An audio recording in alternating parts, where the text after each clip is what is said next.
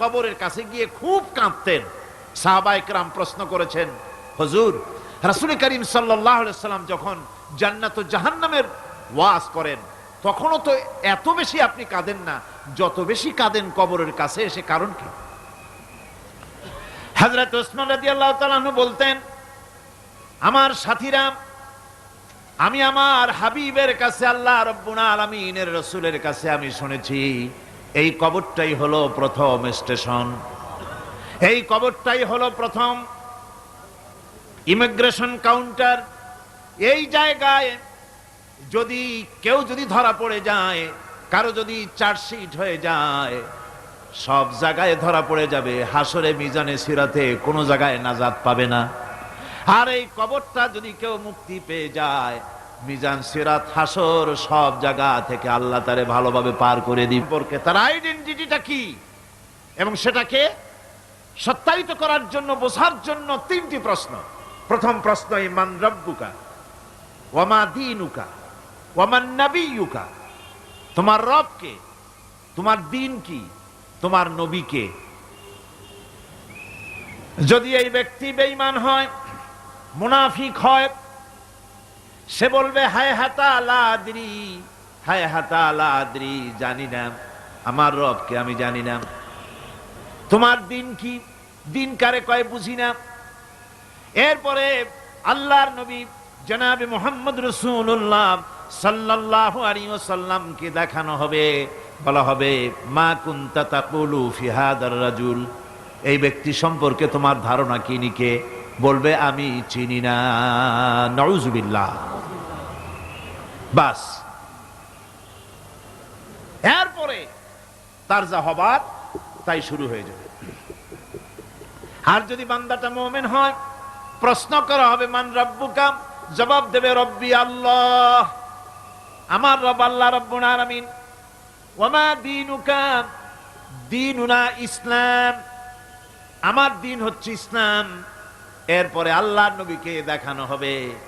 কয়েক রকমের বর্ণনা আছে, কোন বর্ণনায় আছে হুজুরের আকারে দেখানো হবে, অথবা রাসূলকে সরাসরি দেখানো হবে। বলা হবে মা কুনতা তাকুলু ফি হাদার রাজুল, এই লোকটি সম্পর্কে ধারণা কি। মুমিন ব্যক্তি বলবে হাদা নবিয়ুনা মুহাম্মাদুর রাসূলুল্লাহ সাল্লাল্লাহু আলাইহি ওয়াসাল্লাম, ইনি আমার তো সেই নবী মুহাম্মাদুর রাসূলুল্লাহ সাল্লাল্লাহু আলাইহি ওয়াসাল্লাম। আমরা যেন এই রকমের জবাব দিতে পারি, আল্লাহ কবুল করো। সকলে জোরে কোন আমিন। দুনিয়ায় যারা অগ্রাধিকার দিবে দুনিয়াকে পরকালের তুলনায়, জবাব দিতে পারবে না কবরের ভিতরে গিয়া। আর যারা পরকালকে অগ্রাধিকার দিবে, দুনিয়ার চাইতে পরকালকে বেশি অগ্রাধিকার দেবে, আর আল্লাহর ভয় কলিজার ভিতরে রাখবে, কবরের জবাব সঠিকভাবে দিতে পারবে, কিয়ামতের দিন আল্লাহ রাব্বুল আলামিন তাদের জন্য জান্নাত দান করবেন। জোরে বলেন আমিন। লাউ কানা লি ইবনি আদম ওয়াদিন মিন যাহাবিন লাহাব্বা ইয়াকুনা লাহু সানিন, এই পৃথিবীতে যদি কাউকে একটা মাঠ ভরে যদি সোনা দেওয়া যায়, লোকটা বলবে রব্বুল আলামিন, আমি যদি আরেকটা মাঠ এরকম সোনা ভরা পেতাম। দ্বিতীয় আরেকটা মাঠ দেওয়া হলে আবার বলবে যদি তৃতীয় আরেকটা মাঠ সোনা ভরে যদি পেতাম। নবীজি বলেন ওয়ালা ইয়ামলাউ জাওফু ইবনু আদামা ইল্লা তুরাব, মানুষের পেট 3.5 হাত মাটি ছাড়া, কবরের মাটি ছাড়া মানুষের পেট ভরবে না। আরো চাই, আরো চাই, চাওয়ার কোনো শেষ নাই। মানুষ এভাবে করে দুনিয়ার মহব্বতে এমনি পাগল হয়ে যায়, শুধু দুনিয়ার মহব্বত, পরকালকে বেমালুম ভুলে যায়। আমি কিন্তু এই কথা বুঝাতে চাই নাই যে পরকালের মহব্বতে, পরকালের ভয়তে বা পরকালের জন্য দুনিয়া আপনি বাজার ঘাট, বেচা কিনা, ব্যবসা বাণিজ্য সবকিছু ভুলে যান, না তা নয়। ভুল বোঝার কোনো কারণ নাই। পরকালকে অগ্রাধিকার দিতে হবে, মানে দুনিয়াটা চিরস্থায়ী জায়গা নয়। চিরস্থায়ী হচ্ছে কোনটা? আখিরাত। চিল্লায় কোন কোনটা? সুতরাং এখানে যা করতে হবে, আখিরাতে জবাবদিহিমূলক জীবন যাপন করতে হবে। আপনি ব্যবসা করবেন, ওজনে কম দিতে পারবেন না, আপনি খাদ্যে ভেজাল দিতে পারবেন না, চুরি করতে পারবেন না, ডাকাতি করতে পারবেন না, জেনা করতে পারবেন না, বদমাশি করতে পারবেন না, মদ খেতে পারবেন না, সন্ত্রাসী হতে পারবেন না, হাইজাকার হতে পারবেন না, চাঁদাবাজ হতে পারবেন না, মুনাফাখোর হতে পারবেন না, আপনি চোরা কারবারি হতে পারবেন না, ঘুষখোর হতে পারবেন না, সুদখোর হতে পারবেন না। এই সব কাজ পরকালকে বিশ্বাস করলেই এ সমস্ত কাজ থেকে মানুষ বিরত থাকতে পারে। কথা ঠিক কিনা? এটাই হচ্ছে পথ। সুতরাং এই পৃথিবী থাকবে না, এটা কি চিরকাল থাকবে না, এর একটা পরিসমাপ্তি ঘটবে। যেমন করে সারা বছর লেখাপড়া করার পর কলেজে, বিশ্ববিদ্যালয়, মাদ্রাসায়, হাই স্কুলে, সব জায়গায় সারা বছর লেখাপড়া করার পর যেমন পরীক্ষা দেওয়ার একটা দিন আসে, সারা বছর ব্যবসা করার পর হিসাব নিকাশ করার যেমন একটা সময় আসে, সারা মাস চাকরি করার পর বেতন পাওয়ার যেমন একটা দিন আসে, সারা জীবন চাকরি করার পর পেনশন পাওয়ার যেমন একটা সময় আসে, অনুরূপভাবে এই দুনিয়া যেদিন শেষ হয়ে যাবে, আল্লাহ নির্ধারিত সময় শেষ হয়ে যাওয়ার পর একটা সময় আসবে যখন আল্লাহ রব্বুল আলামিন সব শেষ করে দিবেন, লন্ডভন্ড হয়ে যাবে, কিছুই থাকবে না। কোরআনে কারিমে আল্লাহ সব বলেছেন, কোরআনে সব আল্লাহ বলে দিয়েছেন। আল্লাহ পাক বলেন এই পৃথিবীর সব কেমন ভাবে ধ্বংস হবে তার চিত্র আল্লাহ পাক কোরআনে কারিমে তুলে ধরেছেন। ইযাস সামাউ ফাতারাত ওয়া ইযাল কাওয়াকিবু তাসারাত ওয়া ইযাল বিহারু ফুজ্জিরাত ওয়া ইযাল কুবুরু বু'সিরাত। যখন আকাশসমূহ দীর্ণ বিদীর্ণ হয়ে যাবে, তারকাগুলি বিক্ষিপ্ত হয়ে ছিটকে পড়বে, আর সমুদ্রগুলি উচ্ছ্বসিত হয়ে পড়বে, কবরগুলি সব তার ভেতরে যা আছে উদ্গীরণ করে দেবে, তারকাগুলি স্থিমিত হয়ে যাবে।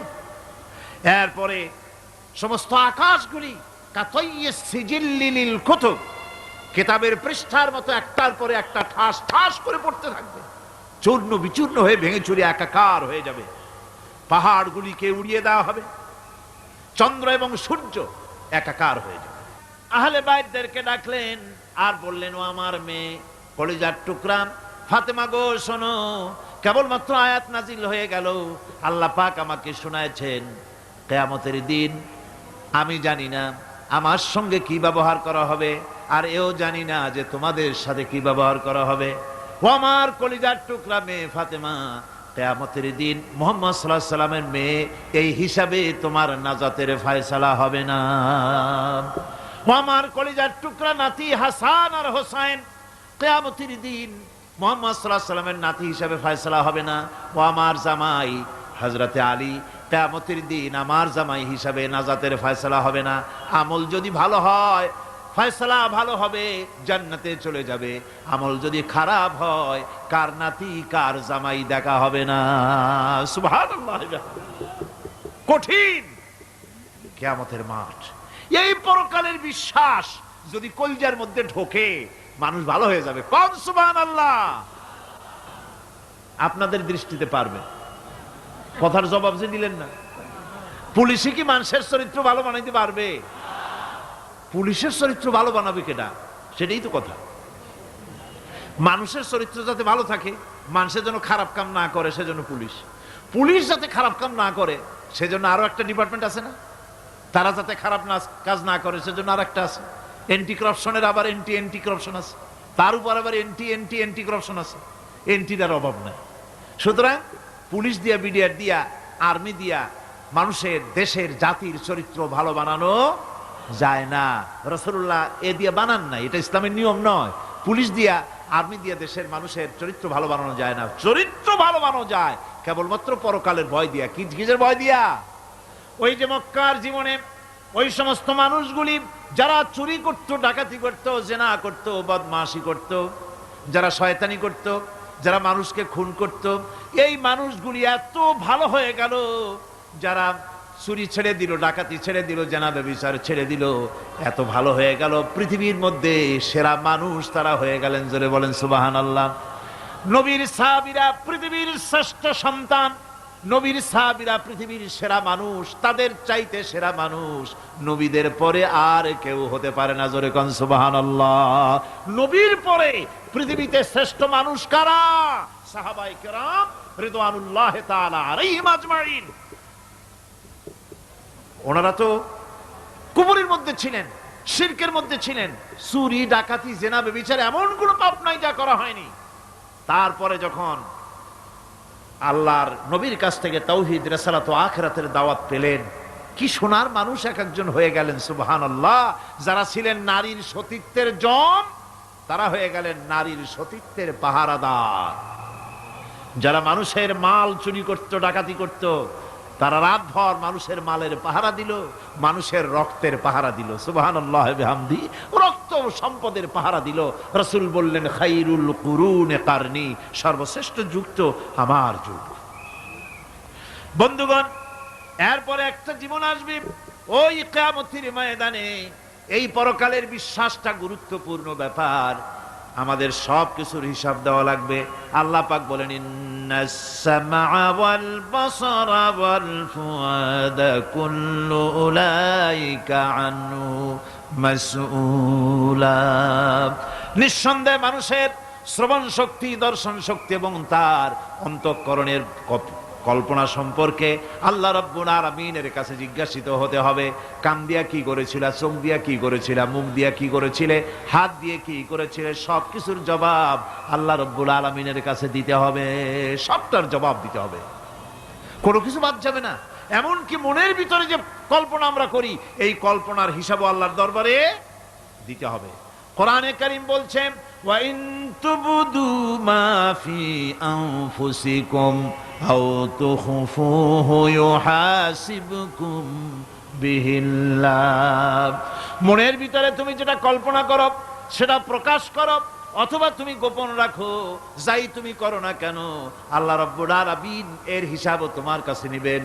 ফায়াগফিরু লিমান ইয়াশাউ ওয়া ইউআযযিবু মান ইয়াশাউ ওয়াল্লাহু আলা কুল্লি শাইইন কাদির। মহান আল্লাহ পাক বলেন, করার পর তোমার মনের ভিতরে কি কল্পনা করেছিলে ওইটার হিসাব আমি নেব। হিসাব নেওয়ার পর যারে খুশি ক্ষমা করে দেব, যাকে খুশি শাস্তি প্রদান করব। সবকিছুর উপরে আল্লাহ রব্বুল আলামিন শক্তিমান, সব তিনি করতে পারেন, সমস্ত কুদরত রয়েছে তার। সুতরাং মানুষদেরকে, আল্লাহর বান্দাদেরকে বিশ্বাস করতে হবে যে আমার কোনো কথা বাদ যাবে না। কথাগুলি রেকর্ড হচ্ছে, কথা রেকর্ড হচ্ছে। আমি যে ওয়াজ করতেছি এই কথাগুলি রেকর্ড হচ্ছে নাকি হচ্ছে না? অনেক টেপ রেকর্ডার রেকর্ড হচ্ছে, অডিও ভিডিও হচ্ছে। আজ থেকে 50 বছর পর যদি এই রেকর্ড বাজানো হয়, আমাকে যদি বলা হয় যে আপনি অমুক জায়গায় অমুক কথা বলেছেন, আমি যদি বলি না আমি কথা বলি নাই, তারপরে যদি রেকর্ড বাজানো হয়, তাহলে আমি কথা যে বলি নাই যদি বলি, তাহলে এটা ধরা পড়বে না? সেখানে ধরা পড়বে না? তাহলে এই মানুষের কথা প্লাস্টিকের ফিতায় রেকর্ড করে 50 বছর, 100 বছর, 200 বছর, 500 বছর যদি প্লাস্টিকের ফিতায় এটাকে চলচ্চিত্র করে অথবা টেপ রেকর্ডারে করে